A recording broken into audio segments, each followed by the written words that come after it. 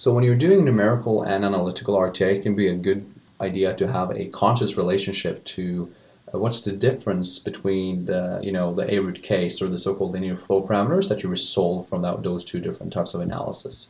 And on a generic basis, what you can say is that analytical RTA is deriving a single phase type of LFP, while numerical RTA can actually handle multi-phase flow effects if you've done that analysis correctly.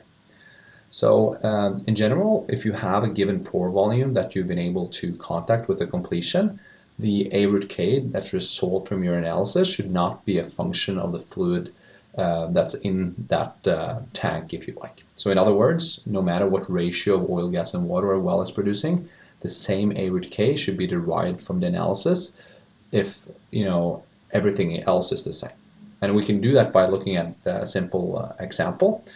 So if we take a pore volume that has an A-root K of 450,000 and then a pore volume of around 7.1 million reservoir barrels, and we fill this pore volume with different ratios of water and oil, and we then compare analytical and numerical RTA, we can actually see that analytical RTA will, in cases where there's mainly and primarily oil, at least in a single phase part of the data, have a fairly close A-root case to what it's the actual. While of course the numerical RTA will give you the exact A-root K, which in this case is 450,000, because we're also producing a little bit of water.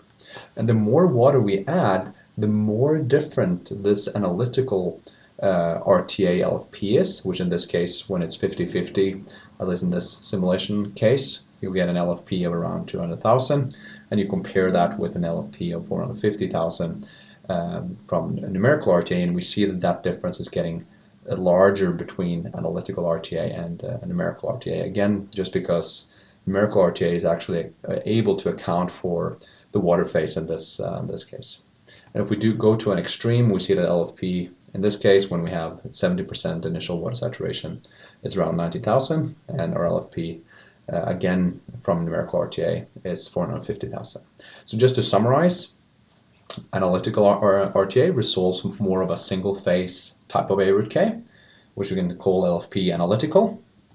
The numerical RTA resolves a multi-phase type of A-root K, which we can call LFP numerical. Hence a very good quality kind of consistency check when you do numerical RTA should be that your LFP from analytical RTA is less or equal to the LFP from numerical RTA. So you kind of have a lower bound from your numerical or for your numerical RTA exercise.